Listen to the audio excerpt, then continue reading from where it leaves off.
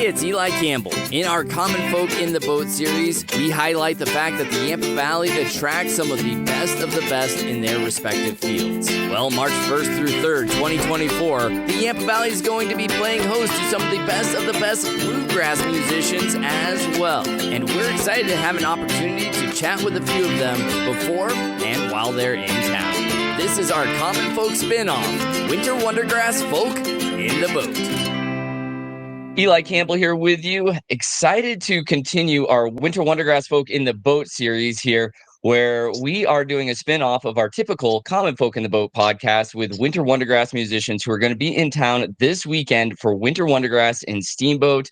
And today we're joined by Sam Grisman, one of the many musicians who will be in town this weekend. How are you doing today?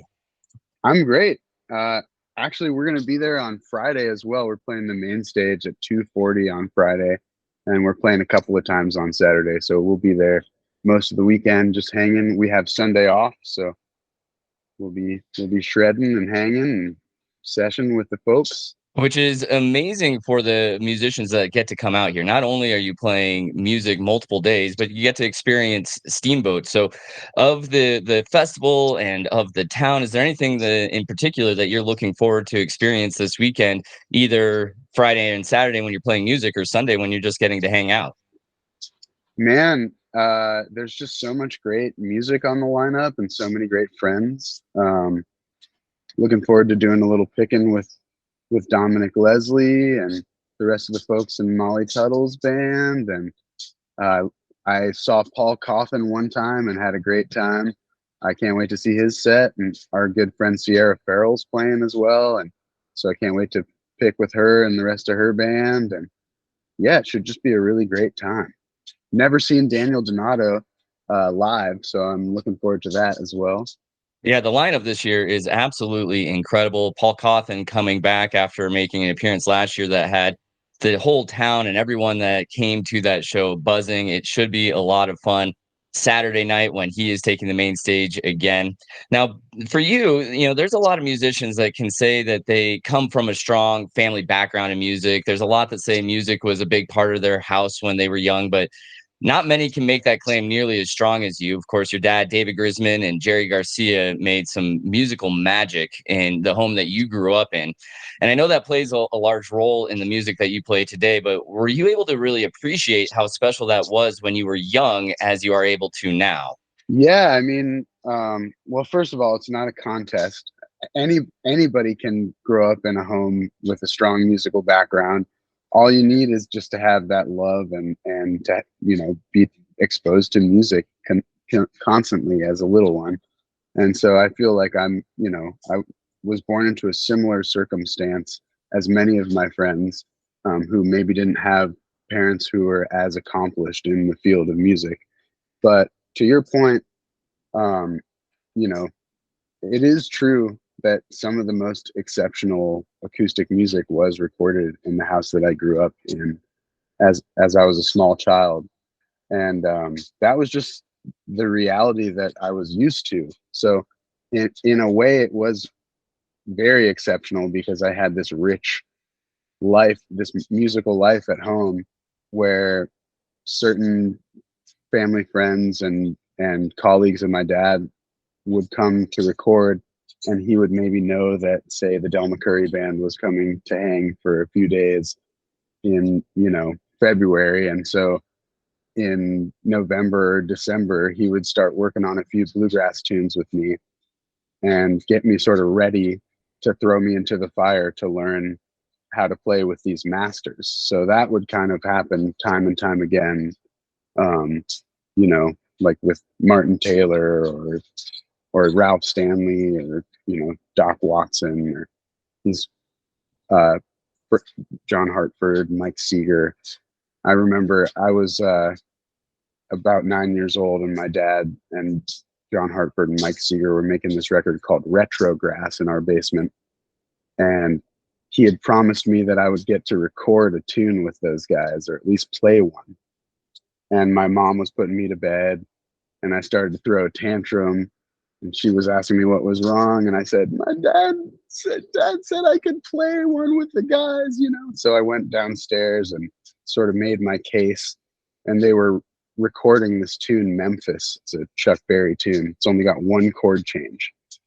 And so he goes, I'll tell you what, man, we're recording right now, but if you can figure out what the chord change is, you can come in and we'll let you take the next track with us. You know, you can do the next take with us. And so I basically like sat in there past my bedtime trying to learn the chord change to Memphis. I figured it out. You know, they finished the one take and I went in and stood next to my dad. He didn't set up any microphones for me or anything, but to the record and you can kind of hear the bass.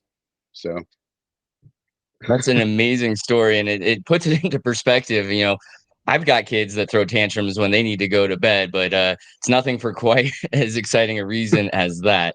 And of course, I think probably one of the things that you learn most from those types of experiences is how amazing it is just to be able to play music with friends. And that's really what the Sam Grisman project is. It's you have a core group of guys that you toured with last year, but you're bringing more musicians in the fold here in 2024. There's a kind of a revolving mix of great musicians that will sit in with you from time to time. In fact, the Steamboat WinterWonderGrass is going to be a little bit different than the Tahoe WinterWonderGrass, other than Chris J. English. And so I'm just wondering, is it difficult to keep the product consistent from one show to the next when you're kind of changing the ingredients that go into making it like that?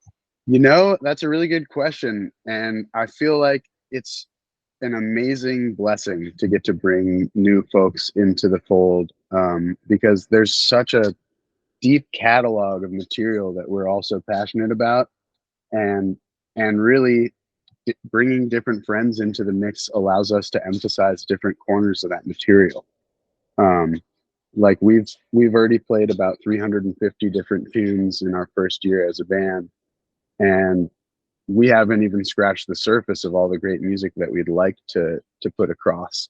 We play a lot of original music and Dawg music and music that my dad and Jerry played together, as well as Garcia Hunter tunes. But bringing, say, Dominic Leslie in to play mandolin for the Tahoe WinterWonderGrass will open up a different part of the Dawg music catalog, and bringing Roy Williams out to sing and play guitar sort of opens up different parts of the Garcia Hunter catalog, and he's bringing his own original tunes to the mix. And so it's the consistency of the project is that it's a group of friends who really do care deeply about this music and each other. And, you know, we have our own chemistry that we've developed over the years. I've been friends with Dominic Leslie since we were 10 years old. I've been friends with Rick Robertson since we were 14. He's been friends with Aaron Lipp since we were in our early 20s. Aaron and Chris English have known each other since they were teenagers, or since Aaron was a teenager.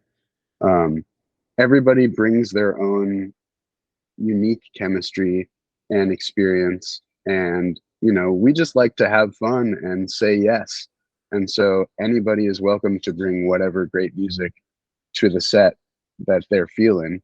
And you really never know what you're going to get, except for you're going to get a bunch of guys putting their heart and soul into trying to deliver a song as best as they can. I think that kind of goes to talk a little bit about the type of music that you play too. Dawg music is kind of a genreless music. It's got a little folk, a little old time, a little bluegrass. It's a lot of everything, and you're evolving that. How do you describe the music that you play? We just play good music, you know, or at least we're trying our best. We're playing primarily on acoustic instruments to try to keep it in the spirit of the thing that my dad and Jerry did, and that instrumentation was mandolin, guitar, percussion, and upright bass. And so that's been the core of our lineup. But it's also just a joy to add fiddle to the mix, or we've had our friend Nathaniel Smith play cello. We're going to have the great young Victor Furtado play some clawhammer banjo with us this spring. The great Logan Ledger is going to come sing and play guitar. And as I mentioned, Roy Williams and Dominic Leslie, and actually John Mylander will be with us as well at the other WinterWonderGrass. We're getting to share him with the guys in Mighty Poplar. But it's just sort of, we like to play music that makes us feel good, and we're hoping to, you know, have communion with the audience and, you know, make them feel good as well.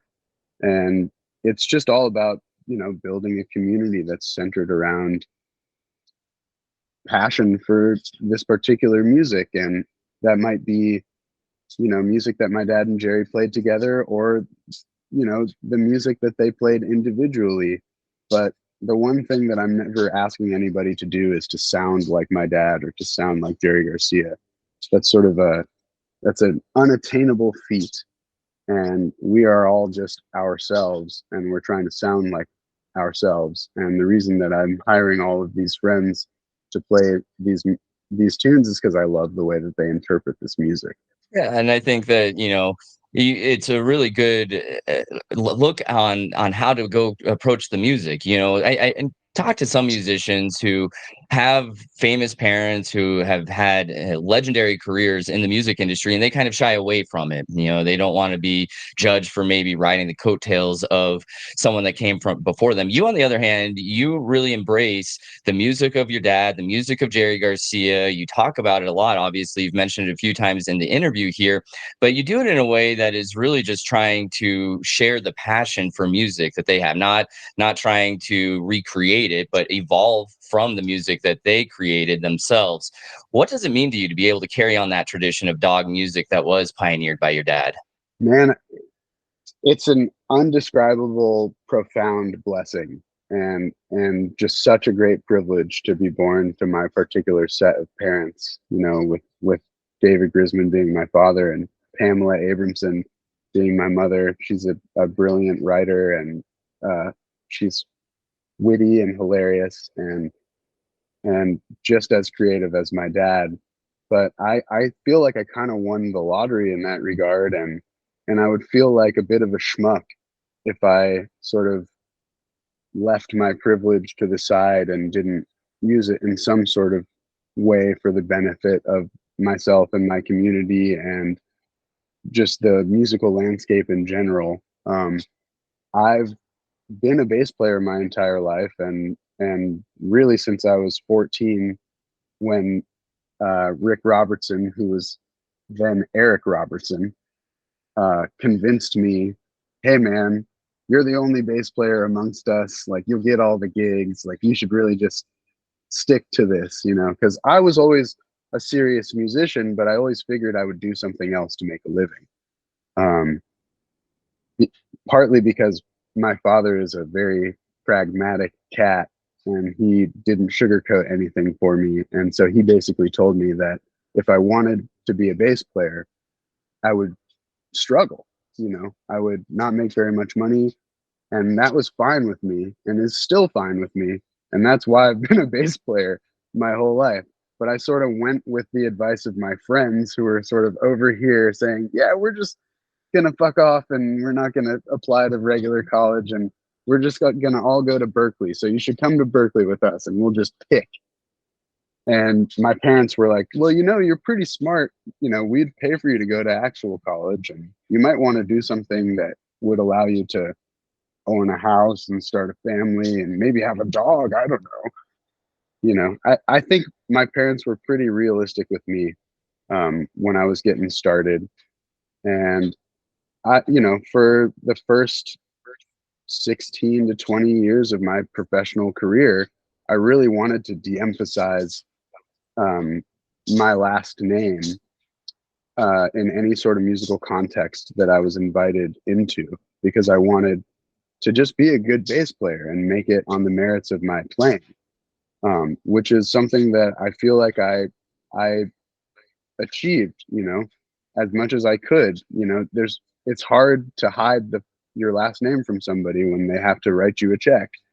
And so I can't really tell you who has hired me because of my, you know, connections and my playing, or just because of my playing, or, you know, I hopefully nobody's just hired me because of my connections, because I don't really have that many, you know.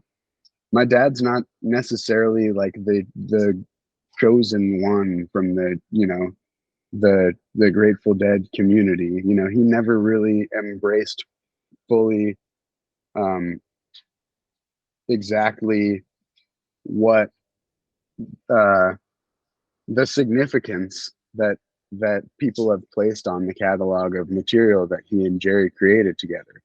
But me, on the other hand, I grew up seeing firsthand how much that music means to people, and hearing people call out for Shady Grove at shows. And I could see how conflicted it made my dad, because my dad's here to play his show and here to play dog music.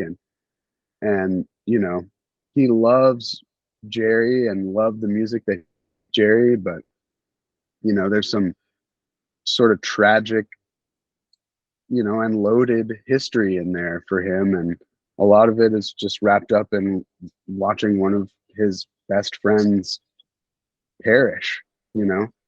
And I think Jerry was really happy and healthy playing acoustic music in our living room. And that's sort of how I choose to remember him. And that's sort of like how my family chooses to remember him.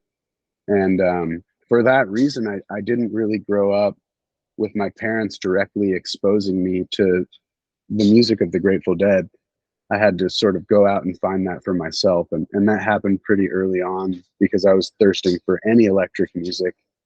And I would go through my dad's record shelves or CD shelves and sort of pick out anything that I thought had electric instruments on it. And one day I saw this white CD. It was a double CD, and it had a Steal Your Face, a tiny one on the spine, and cursive writing. And I pulled it out, and it was One from the Vault, which is a sort of earth-shattering live performance from the Great American Music Hall. And it kind of rocked my world. I remember there's a Help Slip Frank on there. I mean, I just never really heard anything like that was through composed, like instrumentally, outside of the context of dog music. So I drew that parallel right away, and there was something that was musically compelling to me about the music of the Grateful Dead from an early age. And yeah, I mean, I knew that Jerry was a dear friend of my dad's, like, one of many friends who came and worked on music regularly with him. Maybe in the first 5 or so years of my life, almost 6 years of my life, he was probably the friend who came over the most. But I had no idea that he meant so much to so many people until he passed. And that was just a hard thing to reckon with as a small child. I heard my parents cry for the first time, down the hall from their bedroom, watching the news on the morning that they found out Jerry passed. And I just figured, we were all devastated, but I figured that when somebody passes away, it's just on the news. It's so rare. And, I just, that was my first dealing with anyone's mortality. So I didn't, have any concept that Jerry was, the leader of the Grateful Dead or of a community of deadheads, until I started kindergarten a few months later, and all of the teachers were offering their condolences. And in retrospect, it makes sense because I was going to kindergarten in the Bay Area, and there's, kindergarten teachers are pretty cool. So I bet you a lot of the kindergarten teachers in the Bay Area in 1995 were deadheads. But it just sort of started to click for me that everybody knew who Jerry was. It's an incredible background that you have, and it is certainly something for you to embrace, but you are creating your own sound. You're evolving from that dog music, and I think the tour schedule that you have shows that people are booking you for the music, and people are coming out to see your music. I saw that you're set to release, or you're planning to release a full-length album at some point this year. But like I said, you're kind of living that life of the touring musician to the fullest right now. Your schedule is pretty well packed, at least from what I could see, all the way through July. So does that mean that fans and the many that you're going to pick up along the way at these shows and Winter Wondergrass are going to have to wait till the end of the year for that new album? Or are you working on it a little bit here and there as you go? Well, it might mean that they might need to wait a little longer for a full-length studio album. However, we have been multi-tracking pretty much every show we've played since we started the band. And we are going to release a bunch of shows on Nugs here pretty soon. So there'll be some full shows you can listen to up on Nugs. And then we have some dear friends of the band, some fans, and and our sound guy, Ed, who's had ears on most of these shows, who have, as much of a passion for this material as we do. And so we've tasked a few of these friends with sort of picking their favorites, just individual performances. And so there might be some sort of live compilation release in the nearer future. But this is all still in the works. The great Rick Robertson, who can be seen at Steamboat this coming weekend, he's got a record that's going to come out this July that'll actually has the great Sierra Farrell featured on a track, and Sarah DeRose on another one, and Logan Ledger on another one, and Oliver Wood on another one. And it's got myself and Aaron Lipp playing on it. So that's sort of an offering from the SGP camp that's not an SGP offering. But there's going to be music out there for the fans to enjoy. And of course, this weekend in Steamboat, you mentioned it, you've got a lot of friends that you've played with. So you're going to be playing on the main stage Friday. You're going to be playing a couple sets on Saturday. We might see you. One of the things I love about Winter Wondergrass is the musicians meld together. There's always people bringing up friends on stage. So we might see you at other times throughout the weekend as well. I'm really looking forward to it. Want to thank you for your time this morning. I appreciate you setting aside some time ahead of Winter Wondergrass this weekend, and really look forward to seeing you here in Steamboat.